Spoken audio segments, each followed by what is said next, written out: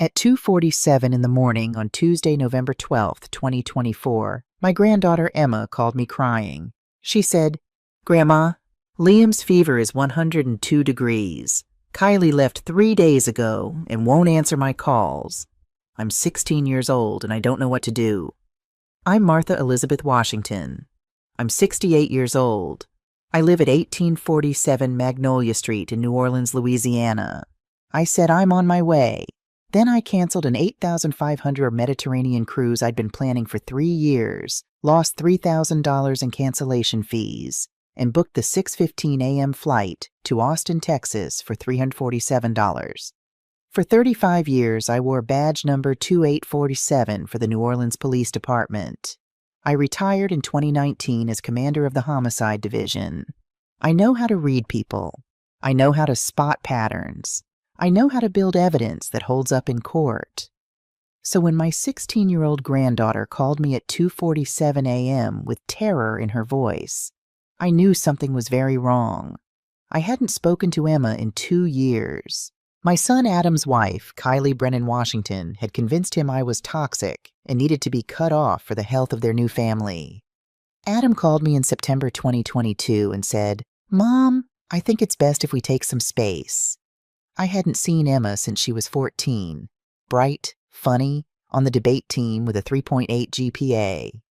The voice on my phone at 2:47 a.m. belonged to someone else, someone breaking. "Grandma, I can't do this anymore." I was already sitting up. "Emma, baby, tell me what's wrong." "It's Liam. He's been running a fever since yesterday, 102 degrees, and Kylie left Saturday morning for Santa Fe. Said she'd be back Sunday. But Grandma, it's Tuesday. 3 nights. She won't answer. And I'm scared to take him to the hospital because what if they ask questions? Dad's in space and—" "Slow down." I kept my voice calm. "Has Liam had medicine?" "Infant Tylenol 2 hours ago, but it's not helping. Listen carefully. Check his temperature again. Give him a lukewarm bath. Call me back in 20 minutes. "Yes, Grandma." "Emma, have you told your father?" Silence. Then, "I tried. NASA said Dad's in critical operations. They can't patch me through unless it's life-threatening." "Your father is at the International Space Station?" "Yes, ma'am. 6 weeks up, 2 more months scheduled." My son was orbiting 254 miles above Earth while his daughter drowned alone with a sick baby. "Take care of Liam. I'm coming to Austin." "You don't have to." "Yes, I do." I sat on my bed for exactly 10 seconds. Let myself feel the rage, the grief, the guilt. 10 seconds. Then I moved. Called my book club president at 3:00 a.m. "Family emergency, I'm leaving for Austin." Then I opened my laptop. The Mediterranean cruise leaving in 48 hours. 3 weeks in Rome, Barcelona, Athens. Every place my husband Marcus and I had dreamed of before cancer took him at 61. 3 years planning. 3 years saving $8,500. Customer service answered at 3:14 a.m. "Mrs. Washington, you'll forfeit $3,000 of your deposit. The remaining balance takes 4 to 6 months to refund." $3,000. Cancel it now. Mediterranean libraries would still be there next year. Emma's childhood wouldn't. Emma called back at 3:17 a.m. "His fever's down to 100.8. The bath helped." "Good. Emma, I need the truth. How long have you been taking care of Liam?" Silence. "Emma." "Most of the time," she whispered. "Every night, every morning. Kylie said I needed homeschooling, so I'm home anyway." "Since when?" "Since he was 3 months old." Liam was 18 months now. My granddaughter had been primary caregiver for 15 months, at 16 years old. "When your father calls, does he know?" "I tried telling him so many times. He said I was being dramatic, that Kylie was helping me and I should be grateful." My son hadn't believed his own daughter. "I'm landing at 9:47 this morning. You're not alone anymore." I pulled out my old case notebook and wrote, "Case, Emma Washington. Date November 12th, 2024, 2:47 a.m. Subject, Kylie Brennan Washington. Predators don't wake up knowing how to do this. They practice." At 9:47 a.m., I arrived at 4582 Cypress Canyon Drive. Emma opened the door. Oh, God. She'd lost at least 22 pounds off a frame that couldn't afford it. Hollow cheeks, sunken eyes, dark circles like ash. Gray sweatpants 3 sizes too big. My old Saints t-shirt hanging off her shoulders. She looked like someone who'd been disappearing for months. "You came," she whispered. I pulled her into my arms, felt ribs through the shirt, bird bone shoulders. "I'm here now. You're not alone." She started crying. Quiet, controlled sobs. She'd learned to cry silently so she wouldn't wake the baby. 16-year-olds shouldn't know how to cry without sound. From upstairs, a baby fussed. Emma pulled back immediately. Pure reflex. "That's Liam. I need to..." "Show me. We'll go together." The house told its story. Living room, immaculate. Restoration hardware sectional, 8,000. Perfect photos. Perfect lie. Kitchen, disaster. Dishes stacked 3 days deep. 15 empty bottles. Formula everywhere. High chair crusted with dried food. And in the corner, a pack and play with a thin blanket and flat pillow. "Emma, do you sleep down here?" Her face flushed. "Sometimes, when Liam has hard nights, Kylie says crying disrupts her sleep cycle." My 16-year-old granddaughter slept on the kitchen floor. Upstairs, Liam was crying in his $2,200 Pottery Barn crib. The moment Emma picked him up, he quieted within seconds. Recognition. Safety. This was his person, not his mother. "Emma." "Hey, buddy. I know you don't feel good."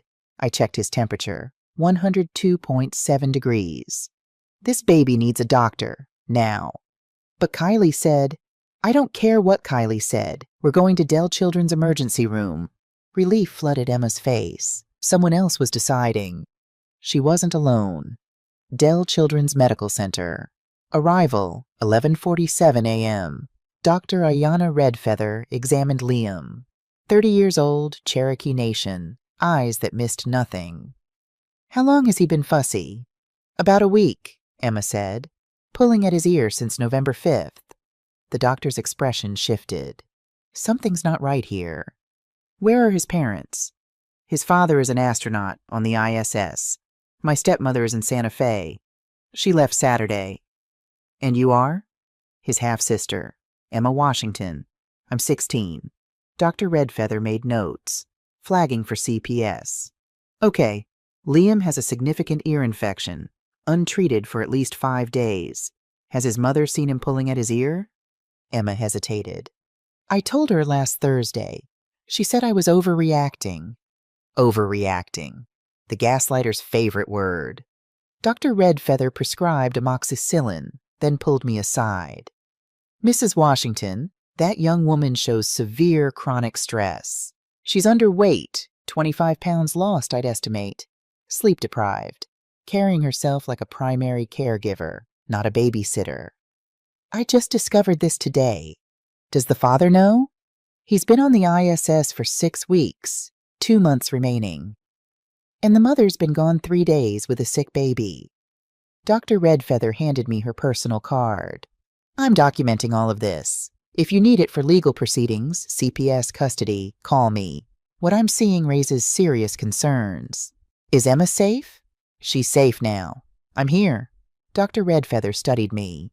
"You have cop eyes. Former law enforcement?" 35 years, NOPD, homicide commander." "Good. Then build a case. That girl needs you."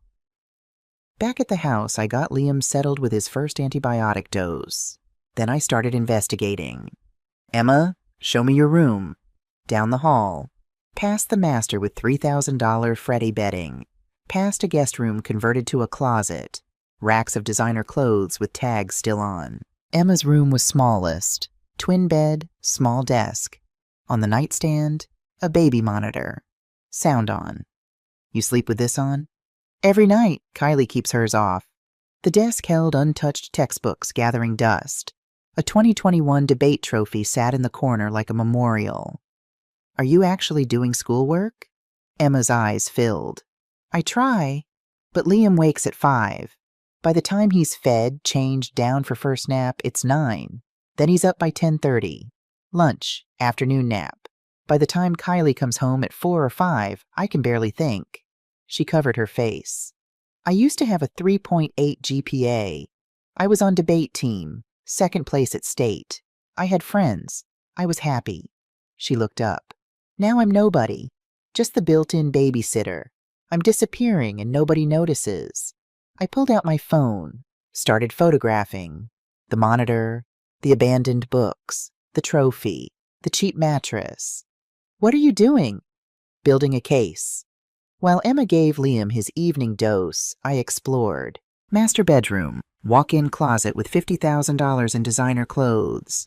Louboutin heels, $800. Hermes scarves, $600. Chanel bag with tag, $6,800. Master bathroom, La Mer products, $2,000. Joe Malone candles, $100 towels. Emma's bathroom, drugstore Suave, watered-down shampoo. I photographed everything. Then I found the locked office, picked the lock in 43 seconds. Inside the filing cabinet, Emma's folder. Emma, survivor benefits, Social Security. Bank statements going back 18 months. Monthly deposits, $2,500 from Social Security. 18 months, X $2,500 in $45,000. I opened the latest statement. October 31st, 2024. Current balance, $8,247.18, $36,752.82, gone. My hands shook as I photographed every statement. September 2024. Canyon Ranch, Spa, $3,287. Neiman Marcus, $2,456. Nobu Austin, $687. August 2024. Cabo trip, 5 days, $6,343. Louis Vuitton, $4,300, July 2024. Bergdorf Goodman, $5,600. Bliss Spa, NYC, $2,100, June 2024. Hermes, $7,800. Milk Plus Honey Spa, $890. 18 months of luxury. Spas, designer clothes, expensive dinners, jewelry, trips. All paid with Emma's dead mother's money. Money meant for Emma's future. While Emma slept on a kitchen floor in sweatpants too big because she'd lost 22 pounds. I sat in that chair staring at the numbers. $36,752, $82. That's what my granddaughter's suffering was worth. My eyes burned. My hands shook. For 35 years, I'd maintained professional detachment. But this was my granddaughter. This was my failure, too. I'd stayed quiet when Kylie cut me off. Emma had called at 2:47 a.m., drowning. I'd almost been too late. I wiped my eyes and made a call. Tallulah Whitehorse Investigations. Tallulah, it's Martha Washington. Martha, it's been 2 years. What's going on? Detective Tallulah Whitehorse, my partner for 8 years at NOPD, now a private investigator in Dallas, the best I ever worked with. I need a deep background check. Rush job. Kylie Brennan Washington, 32, Austin. Everything. Employment, addresses, previous names, financial, criminal, anything. Silence. This is about family. This is about my granddaughter being systematically exploited and robbed, and I think the woman doing it has done this before. Predators don't wake up knowing how to isolate teenage girls and create perfect exploitation systems. They practice. You think she's done this before? I think she's a serial predator, and I need you to find the other victims. 48 hours. Martha, is Emma safe? She's safe now, but Tallulah, I think we're looking at something much bigger. I'm on it. I'm glad you're on this. I hung up and kept photographing, because I was building a case so airtight my son couldn't deny it, courts couldn't ignore it, and Kylie couldn't talk her way out. I'd spent 35 years hunting predators who hurt children, and now one had made the fatal mistake of hunting my granddaughter. Kylie came home at 2:47 p.m. on Thursday, November 14th, exactly 48 hours after I'd arrived. I heard her car first.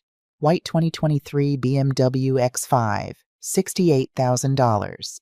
I watched through the window as she pulled into the driveway wearing designer sunglasses and $400 Lululemon athleisure, hair professionally blown out, skin glowing like she'd spent 4 days at a spa, not like someone who'd abandoned a sick baby. Emma tensed immediately. "She's here." "I know. Let me handle this." The garage door opened. Heels clicked on tile. Joe Malone perfume, $150 a bottle. "Emma, sweetheart, I'm home." Kylie appeared in the kitchen doorway and stopped when she saw me. But the surprise lasted only a fraction of a second before a brilliant smile replaced it. "Martha, what a wonderful surprise." She crossed the room with arms out, pulled me into a performance hug. "Adam didn't tell me you were visiting. It's so good to see you. We've missed you so much, haven't we, Emma?" Emma didn't respond. Kept washing dishes, back turned. Kylie's smile didn't falter. "Emma's been such a help with Liam while I was decompressing. Being a mom is so exhausting. Sometimes you just need a break. Self-care isn't selfish, it's necessary. You can't pour from an empty cup, right?" 4 days. She'd been gone 4 days while her baby had an untreated ear infection. I smiled back. Pleasant, warm, hiding fury. Of course, self-care is important. Exactly. Santa Fe was absolutely gorgeous. The spa had this incredible hot stone massage. She pulled a $12.99 green juice from the Whole Foods bag. Didn't even glance at Liam in his high chair. "How's Liam's ear infection?" I interrupted. Kylie froze for 1 second. Calculation flashed behind her eyes. Then perfect concern. "Ear infection?" "Yes. Emma took him to Dell Children's on Tuesday. Severe infection. He's on amoxicillin now." "Oh my God." Hand to mouth. "Emma, sweetie, why didn't you call me?" "I tried," Emma said quietly. "You didn't answer." "My phone must have died." Kylie pulled out her iPhone from her $6,800 Hermes bag. "See? Dead. I'm so sorry, honey." She picked up Liam. He squirmed, reaching back toward Emma, because Emma was his person. "Poor baby. Mommy's so sorry she wasn't here." She looked at me. "Thank goodness you were visiting, Martha. It must have been scary for Emma to handle alone." Rewriting reality in real time, making herself the concerned mother, making Emma the scared teenager, erasing 4 days of abandonment. "Emma handled it very well," I said evenly. "She's clearly had a lot of practice." Something flickered in Kylie's face. Too fast to name. "Well, she's such a natural with babies. Better than me sometimes. It's like she was born to be a mom." Turning exploitation into compliment. "How long are you visiting?" Kylie asked. "I'm not sure yet. I wanted time with Emma. 2 years is too long." "That's so sweet." She handed Liam back to Emma. He immediately calmed. "I'm going to shower and unpack. Emma, could you handle dinner prep? I'm exhausted from the drive." She didn't wait for an answer. Just headed upstairs, already on her phone. Emma's shoulders sagged the moment the bedroom door closed. "See? That's what it's always like. She performs for 5 minutes, then disappears." "I see it, baby," I said, "and I'm documenting everything." The next morning, I installed surveillance. A phone charger camera ordered from Amazon for $89.99, positioned in the living room outlet. It uploaded footage to cloud storage in real time, the kind that holds up in court. For 7 days, I watched and documented. Day 1, Friday, November 15th, 5:43 a.m., Emma up with Liam. 11:08 a.m., Kylie emerges, takes coffee. 11:34 a.m., Kylie leaves for gym. 3:52 p.m., Kylie returns, photographs Liam. 47 photos from different angles. 4:10 p.m., hands Liam to Emma, retreats to bedroom. 8:03 p.m., Kylie's door closes, locks. 1:23 a.m., 3:47 a.m., 5:12 a.m., Emma up with crying Liam. Kylie's total interaction, 18 minutes. Emma's total interaction, 14 hours, 23 minutes. Day 2, Saturday. Kylie photographed Liam for 23 minutes. Posted to Instagram at 2:47 p.m. Motherhood is the hardest job in the world, but I wouldn't trade it for anything. My heart, my world, my everything. Hashtag mom life pal are blessed. Emma changed his diaper during the photo session. Day 3, Sunday. Kylie left at 10:15 a.m. for brunch with the girls. Returned 7:38 p.m. Emma handled all meals, naps, diaper changes, bedtime. Kylie posted at 11:30 p.m. Up all night with this little guy. Teething is no joke. Mom struggles. Surveillance showed Kylie's door closed 8:15 p.m. to 10:47 a.m. Emma was up at 1:15 a.m., 3:22 a.m., 5:08 a.m. The lies were time-stamped. Undeniable. On Tuesday, November 19th at 3:47 p.m., my phone rang. Martha, sit down for this. Tallulah. Go.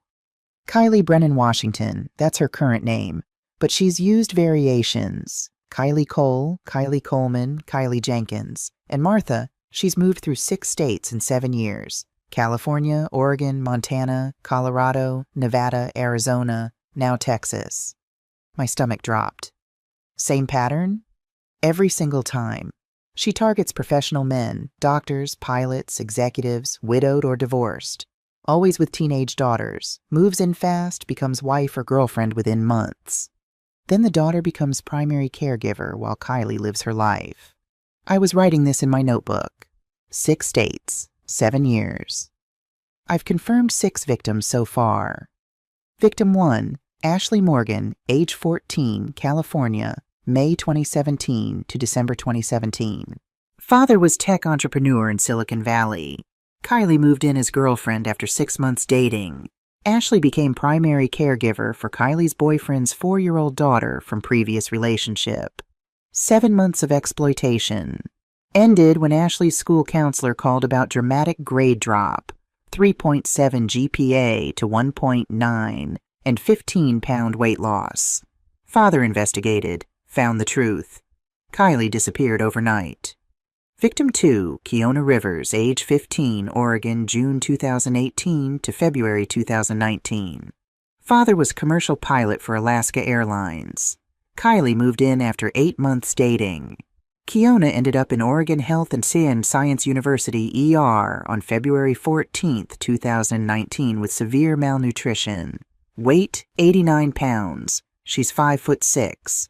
Attending physician noted signs of chronic stress and possible exploitation. Father finally saw the truth. Kylie disappeared within 72 hours. 89 pounds. Victim 3, Sophia Martinez, age 16, Colorado, April 2019 to March 2020. Father was Dr. James Martinez, cardiothoracic surgeon at Denver Health. Kylie married him, lasted 11 months. Sophia tried 12 times to tell her father. He thought she was jealous. Sophia ran away March 2020. Police found her in Omaha, 3 states over, in a youth shelter. She'd hitchhiked, 16 years old. Victim 4, Isabel Thompson, age 15, Arizona, June 2020 to June 2022. Father was Michael Thompson, Intel executive, 2 full years, Martha. Isabel had complete mental breakdown June 2022. Psychiatric hospitalization at Phoenix Children's. Therapist notes say systematic parentification abuse and chronic exploitation by stepmother figure. 2 years. Victim 5, Hannah Blackwater, age 16, Montana, December 2018 to August 2019. Father was rancher and local politician. Still gathering details, but pattern matches. Hannah's in therapy for PTSD from parental figure abuse. Victim 6, Brianna Chen, age 15, Nevada, January 2022 to October 2022. Father was casino executive in Las Vegas. Ended when he came home early, found Brianna unconscious in the kitchen, fainted from exhaustion and dehydration. He saw the truth. Kylie gone within 48 hours.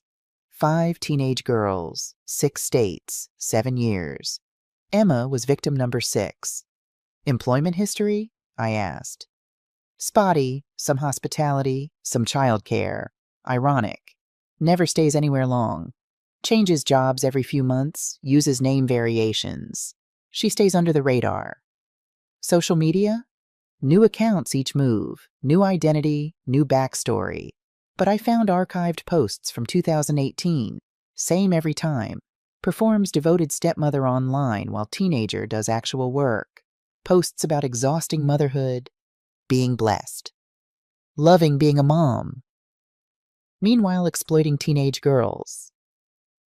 Serial predator, 7 years, 7 families. Martha, there's more. I found email correspondence. She was communicating with someone, coaching, comparing notes, references to the Oregon situation and what we learned in Nevada. This wasn't solo. Who? Still tracking. But Martha, she researched Adam specifically. That NASA charity fundraiser where they met in 2021, I found browser history from 3 months before. She was searching astronauts widowed, NASA family support, ISS mission schedules. She targeted him. My son was hunted like prey. Can you get victim statements? Already started. Kiona agreed to write one. She's 21 now in Seattle. Sophia's 19, willing to testify. Isabel's therapist will submit clinical records, tracking down Hannah and Brianna now. Charges? Financial exploitation in Texas is provable. You have bank records. Child endangerment in multiple states. Fraud charges possible. If we prove pattern and conspiracy, this goes federal. I looked at my notebook. 5 victims before Emma. 5 families destroyed. Send me everything. Every statement, every record, every piece. 72 hours. Martha, you were right. She practiced. She got good. But she made one mistake. What's that? She picked the wrong grandmother. That night at 11:47 p.m., I couldn't sleep. I sat in the guest room organizing evidence into categories. Evidence dossier, 1. Parentification, 168 hours surveillance footage. Baby monitor in Emma's room only. Pack and play in kitchen where Emma slept. Emma's testimony, 15-month pattern. Dr. Ayanna Redfeather's medical notes. 2. Financial exploitation, $36,752, 8 ticks stolen from survivor benefits. 18 months luxury purchases documented. Current balance, $8,247.18. Bank statements photographed. 3. Serial pattern. 5 previous victims, 6 states. Victim statements pending. Clinical documentation from 2 cases. Hospital records from 2 cases. Timeline, 2018-2024. 4. Medical neglect. Ear infection, untreated 5+ days. Dr. Redfeather's documentation, 4-day abandonment with sick infant. Emma's weight loss, 22 pounds. 5. Isolation. Removed from school falsely. No social contact. Grandmother cut off 2 years. Father 254 miles away. Uninformed. The case was airtight. But I needed one more thing. I needed my son to come home and see it. On Sunday, November 24th, Kylie made an announcement that chilled my blood. I was talking to Adam last night. We both agree it's time to expand our family. I want to give Liam a sibling close in age. She touched her stomach. I'm stopping birth control this month. Adam's thrilled. Another baby.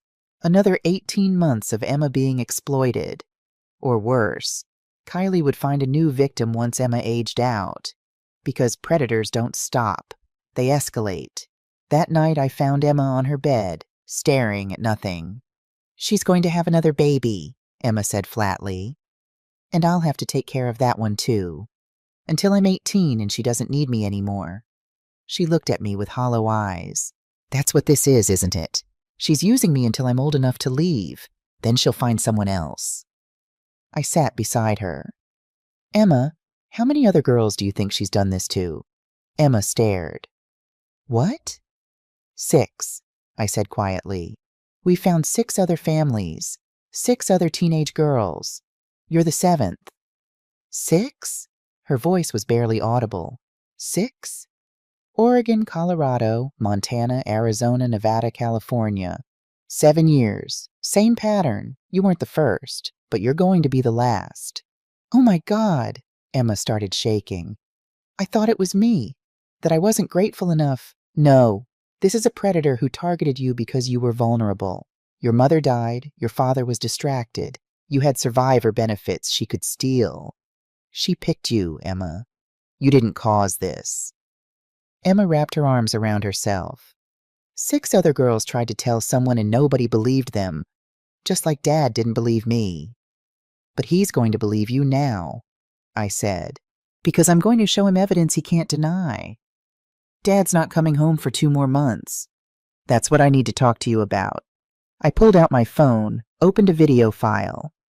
Security footage from November 16th at 2:00 a.m. I showed her.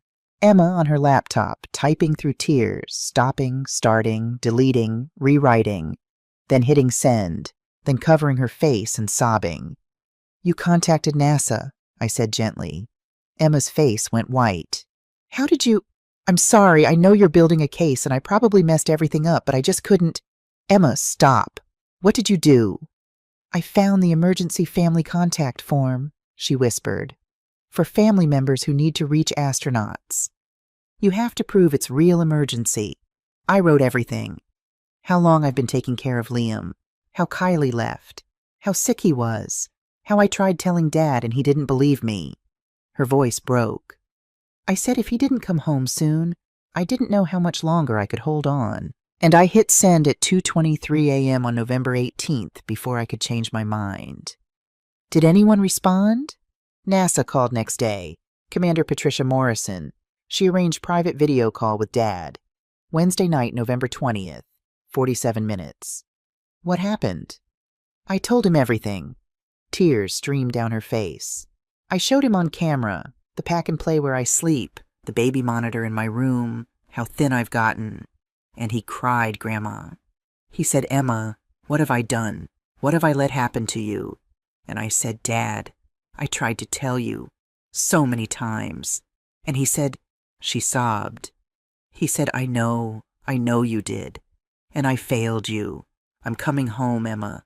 I'm coming home and I'm going to fix this." I pulled Emma into my arms, and I felt something I hadn't felt in 2 weeks of investigation. Pride. My granddaughter hadn't waited to be rescued. She'd saved herself.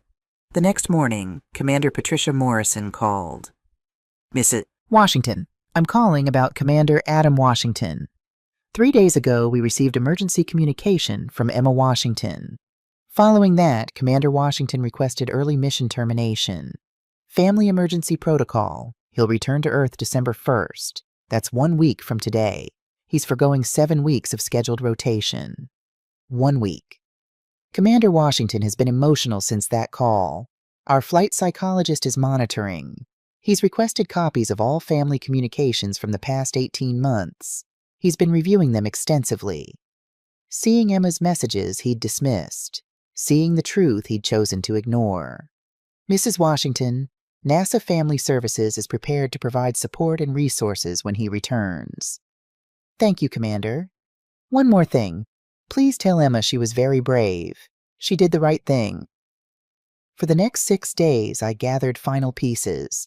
On Monday, I met attorney Winona Hayes at 1847 Congress Avenue, Suite 420. I brought 3 folders, 127 pages of documentation. Winona spread evidence across her conference table. "Martha, this is one of the clearest cases of financial exploitation and child abuse I've seen in 23 years. $36,752.82 stolen from minors' survivor benefits. That's second-degree felony in Texas. 2 to 20 years prison." She held up surveillance summaries. "Parentification combined with medical neglect, educational neglect, isolation, systematic abuse. You have documentary evidence, medical records, witness testimony, surveillance, and victim testimony from 5 previous incidents in other states. Can it be prosecuted? Absolutely. Travis County DA would take this seriously. The question is, does your son want to pursue this? He'll be on board. He's coming home in 6 days. From the ISS? From the ISS. Winona raised eyebrows. Then let me prepare paperwork. Emergency custody petition, restraining order, eviction notice. The moment your son signs, we move. On Wednesday, FedEx delivered a package from Tallulah. Inside, 5 sworn statements. Keona Rivers, 21, Seattle. I was 15 when Kylie Coleman moved in with my father. Within 2 months, I was taking care of her boyfriend's baby. By month 4, getting up every night. My grades dropped from 3.9 to 2.1. I lost 18 pounds in 6 months. When I tried telling my father, Kylie said I was jealous. On February 14th, 2019, I collapsed at school. 89 pounds. That's when my father saw. Kylie was gone in 24 hours. I'm 21 now, still in therapy, still have nightmares about being trapped with a crying baby and nobody believing me. Sophia Martinez, 19, Denver. I tried telling my dad 12 times. 12. Each time he said I was dramatic or jealous or difficult. On March 8th, 2020, I packed a bag and hitchhiked to Nebraska. I was 16 and hitchhiking because staying felt like dying. I'd rather risk being killed by strangers than spend one more day being her free nanny while she posted on Instagram about how hard motherhood is. Isabel Thompson, 17, Phoenix. 2 years. She kept me trapped 2 years. I stopped eating, stopped sleeping, stopped being a person. I was just the thing that took care of the baby. When I broke down, psychiatric care for 8 weeks. Diagnosis: severe depression, anxiety, PTSD, complex trauma from systematic exploitation. I'm 17 now, therapy 3 times a week, medication 2 years. I still can't hear babies cry without panic attacks. 3 girls whose lives Kylie nearly destroyed. Emma would have been next. On Friday, November 29th, the day before Adam's return, I reviewed everything one final time. Comprehensive dossier. Financial crimes, 36,752 hours, 82 stolen. Child exploitation, 168 hours footage, medical records, 22 lbs weight loss.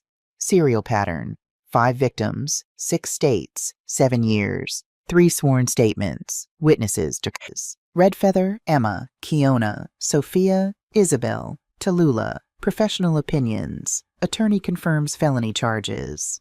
The case was airtight, undeniable, prosecutable. Tomorrow, my son would see it all. That night, Emma came to my room at 11:47 p.m. Dad gets home tomorrow. He does. What if he sees everything and still doesn't believe me? What if he chooses her? I took Emma's hand. He won't. How do you know? Because I'm not giving him a choice. He's going to see 127 pages of evidence.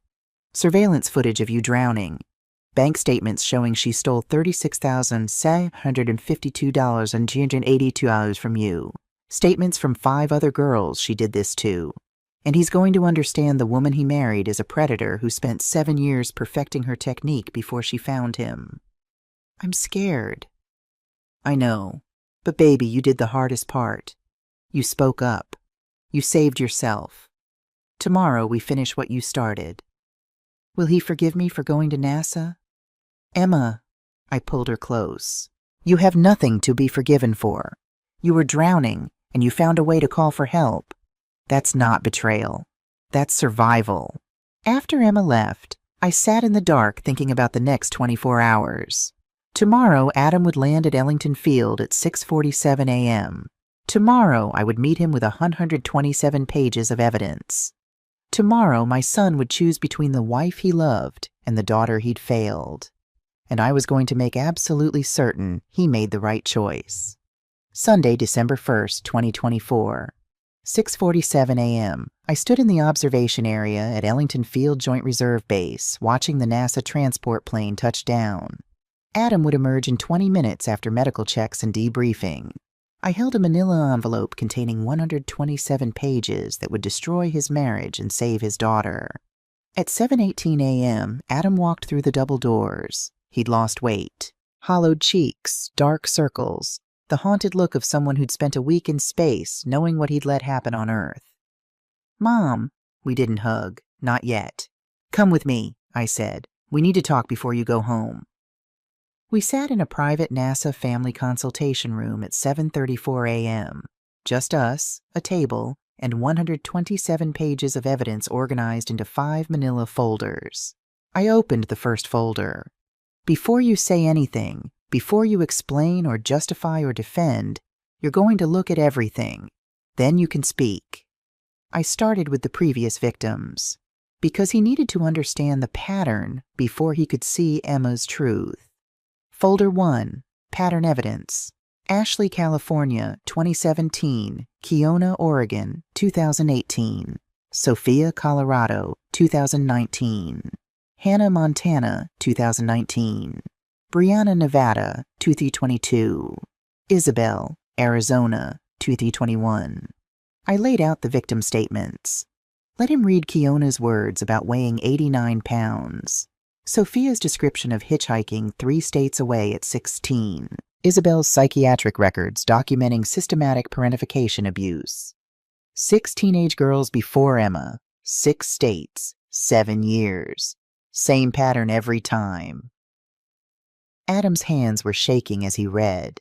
His face went from shock to nausea to something that looked like grief. Jesus Christ, he whispered. 6. Folder 2, Financial Evidence. I laid out the bank statements. Emma's survivor benefits, $2,500 per month from Laura's Social Security. 18 months equals $45,000. Current balance, $8,247.18. I circled the number at the bottom. $36,752.82 stolen. Here's where it went. I showed him the statements. Every spa weekend, every designer purchase, every luxury meal. Canyon Ranch, $3,287 Cabo trip, $6,843. Hermes bag, $7,800. Bergdorf Goodman, $5,600. Adam's face went gray. That's Laura's money. That's Emma's money from her mother. Yes, while Emma slept on your kitchen floor next to a pack and play. Folder 3, Medical Evidence, Dr. Ayanna Redfeather's report. Photos of Emma before and after. The 22-pound weight loss. Liam's ear infection, untreated for 5 days while Kylie was in Santa Fe. This is your daughter at 14. I showed him a photo from 2021. Healthy, smiling debate trophy in hand.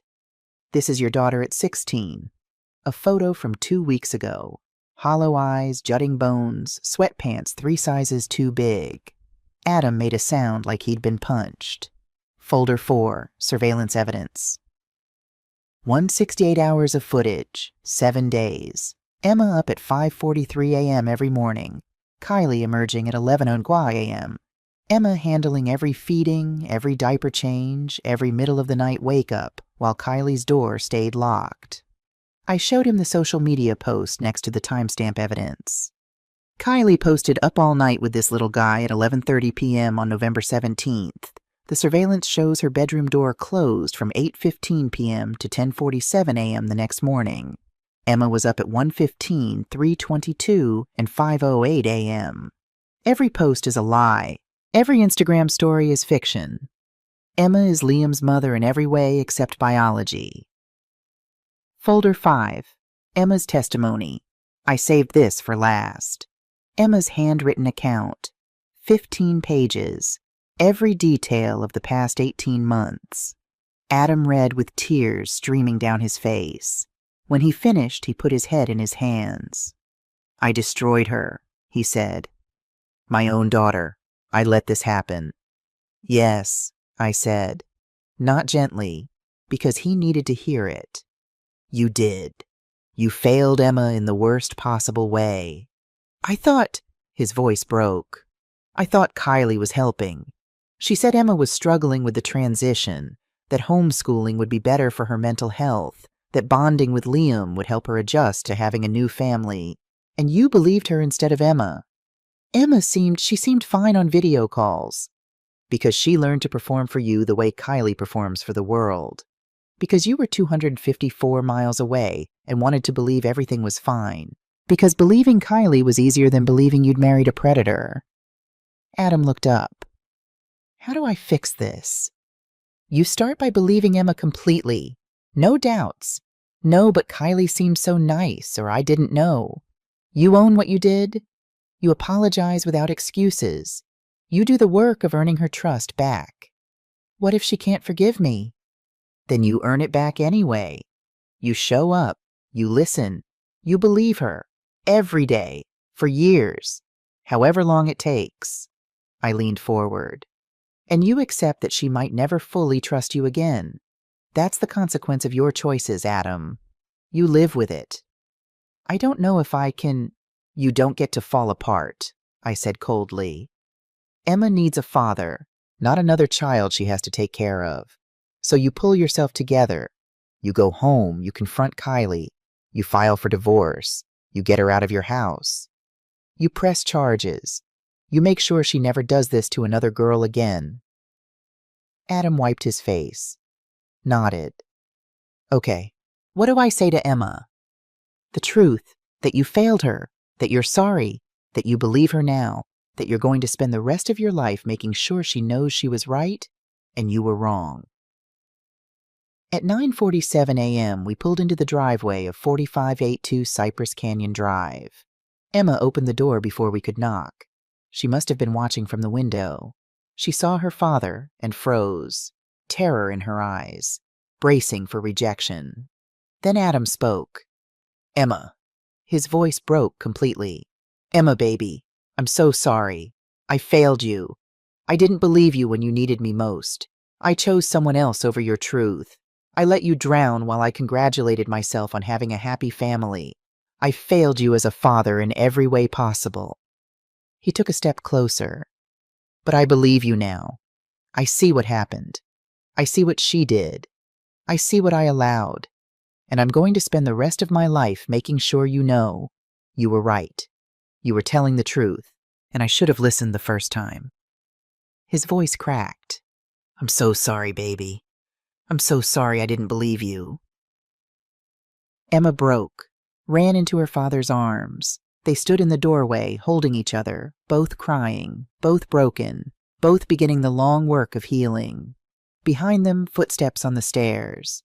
Kylie appeared at the top. Designer loungewear, perfect hair, perfect nails, perfect mask. Adam, you're home early. I wasn't expecting. She stopped, saw his face, saw me with my folders, saw Emma in his arms. The mask cracked. What's going on? Adam gently moved Emma aside, faced his wife. Pack a bag. You're leaving tonight. Silence. Heavy, thick silence. Kylie stood frozen, calculating, looking for the angle, the crack, the way to spin this. Adam, honey, what are you talking about? I know everything. His voice was cold, controlled. California, Oregon, Montana, Colorado, Nevada, Arizona. I know about Kiona, Sophia, Isabel, Hannah, Brianna, Ashley. I know you targeted me specifically. I know you've spent 18 months exploiting my daughter. I know you're a serial predator who's been destroying teenage girls for 7 years. Kylie's mask cracked further. Adam, your mother has been filling your head with... I've seen the evidence. Surveillance footage. Financial records. Emails. Testimony from 6 previous victims. 7 years of documentation. I've seen it all, Kylie. I stepped forward, opened my folders. Would you like to see? The bank statements showing you spent $36,752.82 of Emma's survivor benefits. The surveillance footage of you leaving Emma alone for 4 days with a sick baby. The emails where you discuss Emma aging out. The testimony from Kiona, who weighed 89 pounds when you were done with her. Something cold and hard replaced Kylie's perfect smile. I'm filing for divorce tomorrow morning at 9 a.m., Adam said. I'm filing for emergency custody of Liam. I'm pressing charges for financial exploitation, child abuse, and fraud. And I'm cooperating with investigations in 6 other states. You're done, Kylie. No more victims, no more hunting, no more destroying teenage girls. Adam, please. Kylie started down the stairs. You don't understand. Emma's troubled. She's always been troubled. Your mother has poisoned... Stop. Adam's voice cut like ice. I'm not listening to your lies anymore. I've seen the proof. 6 other families. 6 other girls who all said the same things Emma said. 6 other fathers who didn't believe their daughters until it was almost too late. I'm not making that mistake again. Kylie looked at Emma, at me, at Adam, calculating one last time. You have 1 hour to pack essentials and leave, Adam said. If you're not gone by 11 o'clock a.m., I'm calling the police. And trust me, Travis County DA is very interested in talking to you. At 10:43 a.m., Kylie came down with 2 Louis Vuitton suitcases. She stopped at the door, looked at Adam one last time. You'll regret this. The only thing I regret is not believing Emma sooner. Kylie left. Her white BMW X5 pulled out at 10:47 a.m. For the first time in 18 months, Emma was safe in her own home. From upstairs, Liam started crying. Emma moved automatically. Trained response. Started toward the stairs. Adam put a hand on her shoulder. I've got him, Emma. You've done enough. It's my turn now. Emma stared at her father like she didn't believe this was real. Go rest, baby. Really rest. Take a shower. Get comfortable. Eat something. I'm going to take care of my son, and you're going to be a 16-year-old girl who gets to have her own life back. But he likes when I know he's used to you. But he's going to have to get used to me, because I'm his father, and taking care of him is my job, not yours. Adam's voice was firm. You're off duty, Emma. Permanently. 3 days later, I met with attorney Winona Hayes and Detective Dakota Pierce from Travis County DA's office at the county courthouse. Mrs. Washington, we're moving forward with charges, Dakota said. She was 42. Sharp eyes. No nonsense. 2nd-degree felony for financial exploitation, child endangerment, fraud, and we're coordinating with Oregon, Colorado, and Arizona on additional charges. What about the other victims? Keona Rivers, Sophia Martinez, and Isabel Thompson are all willing to testify. We're building a federal case for pattern predation. If convicted on all counts, Kylie Brennan Washington is looking at 15 to 25 years. Winona added, We've also frozen her assets. The $8,247 remaining in Emma's account has been secured. We're pursuing recovery of the stolen $36,152, though much of it's been spent. The house is in Adam's name solely. Divorce proceedings started this morning. I pulled out one more document. There's something else you need to see. It was something I'd found in Adam's email account with his permission. Something that made Emma's suffering even worse. Twist 3. Over the past 18 months, Emma sent her father 14 emails detailing what was happening. Specific descriptions of being Liam's sole caregiver, her exhaustion, her inability to do schoolwork, her isolation. Dakota leaned forward. He ignored them? Worse. He forwarded them to Kylie, asking her to talk to Emma about her attitude and help Emma adjust to family responsibilities. The room went silent. He didn't just not believe Emma, I said quietly. He gave Kylie the ammunition to gaslight her more effectively. Emma would email her father crying for help, and Kylie would get advance warning. She'd confront Emma about complaining to Dad and being ungrateful and trying to cause problems in the marriage. Winona closed her eyes. Jesus. Adam has to live with that, I said. He has to live with knowing he didn't just fail to protect Emma. He actively enabled her abuser. That's why forgiveness will be so hard. That's why it should be. Dakota made notes. This actually strengthens our case, shows pattern of manipulation and isolation. We'll need to include these emails as evidence. You have my permission. And Adam's. He wants the full truth on record. 6 months later, Saturday, June 7th, 2025. 9 o'clock a.m. I'm in my kitchen in New Orleans making coffee. Emma comes downstairs at 9:15, sleeping in now, finally, like a normal 17-year-old. She's gained back the weight. Not all of it yet, but her face has color. Her eyes are clear. She looks 17 again. Morning, Grandma. What are you making? Cinnamon rolls, your recipe. She laughs, a real laugh, and pours coffee. Sits at my table. This is normal now. This is what 17 should look like. What are your plans today? I ask. Debate practice at 11, then meeting Jasmine and Maya downtown at that new bookstore. Movie at 7. Plans, friends, a life. Oh, and Dad called last night. He's bringing Liam tomorrow for lunch. Adam visits every other weekend now. He gave up space permanently, transferred to ground operations at Johnson Space Center. No more missions, no more leaving Earth. The view from up there was incredible, he told me once. But I missed everything that mattered down here. The visits are better now, less painful, more honest. Emma's in therapy 3 times a week. Adam's in therapy twice a week. They're rebuilding. Not the relationship they had before. That's gone, broken, irreparable. But something new. Something built on Emma's truth instead of Kylie's lies. Grandma, I've been thinking about something. Emma sets down her coffee cup. What's that? Your cruise. The Mediterranean one you canceled to come save me. Emma, no. Let me finish. She looks at me directly. You gave up 3 years of planning, 3 years of dreams, libraries in Rome, bookshops in Barcelona, all of it. For me. I'd do it again. I know, but I was thinking, what if we went together after I graduate next year, before college starts? Just us. Her voice catches. I want to see the libraries you wanted to see, the ones you and Grandpa Marcus plan to visit. I want to walk through bookshops in Barcelona with you. I want to celebrate that you saved me, that I survived, that we're both here and whole and free. My eyes fill. You want to take my cruise with me? I want us to take our cruise together, not the trip that almost was, but the trip that is, the one where we celebrate everything we fought for. Emma's voice is steady, strong. You gave up your dream to save me.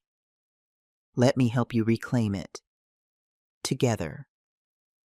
I cross the kitchen, pull my granddaughter into my arms. Yes. Yes. We'll go. Summer after graduation. 3 weeks exploring everything I dreamed about. Really? Really. But this time I won't be alone. I'll have you with me. Emma hugs me tighter. Thank you for everything. For believing me. For fighting for me. For canceling your dream so I could have mine back. You don't thank someone for doing what they should have done. Yes, you do. Because most people don't. Most people choose the easier path. You chose the hard one. You chose me.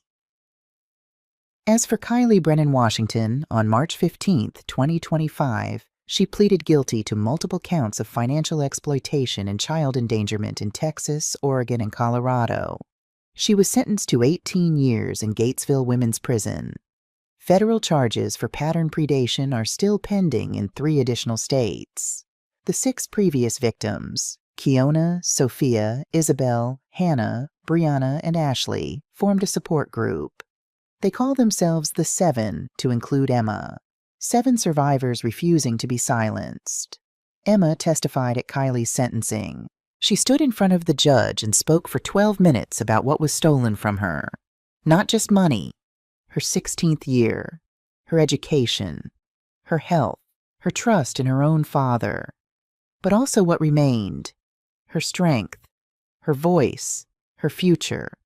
The judge, the Honorable Margaret Tallulah Whitehorse, no relation to my friend, said in her ruling, Miss Brennan Washington, you exploited 7 vulnerable teenage girls over 7 years. You targeted them when they were grieving, isolated them from support systems, stole their childhoods and their futures. You are not a mother. You are a predator, and this court will ensure you never hunt again. Today is Saturday, June 7th, 2025. I'm 69 years old. I live at 1847 Magnolia Street in New Orleans, Louisiana. In 13 months, my granddaughter and I will board a plane to Rome. We'll walk through libraries where scholars have walked for centuries. We'll explore bookshops in Barcelona. We'll stand in ancient streets and celebrate that we're both here, whole and free. The phone rang at 2:47 a.m. on November 12th, 2024, and changed everything. I canceled my dream in 4 minutes to save my granddaughter. and I'd make that choice again, 1,000 times over, because some dreams are supposed to be deferred. Better dreams, truer dreams, are waiting on the other side of sacrifice. I dreamed of Mediterranean libraries for 3 years. Now I'll see them with the person who matters most. That's not compromise. That's not settling. That's everything. At 69, I've learned that the greatest victories aren't loud. They're quiet. They're morning coffee with your granddaughter who's laughing again. They're watching her make plans with friends. They're knowing she's safe. The greatest victory is this: sitting in my kitchen on a Saturday morning, listening to Emma talk about debate practice and movie plans and the future she gets to have now. The Mediterranean is waiting. But first, Emma has senior year, debate tournaments, college applications, building a life that's hers. First, Emma has time, all the time she needs. And I have time too. Time to watch her heal. Time to watch her grow. Time to watch her transform from a drowning girl into a thriving young woman. The cruise isn't canceled anymore. It's postponed, transformed, made better. Because next summer, I won't walk through Roman libraries alone. I'll walk through them with my granddaughter beside me, a girl who survived, who fought, who refused to be broken. That's the journey that matters, not the trip I planned, but the one I earned, the one we earned together.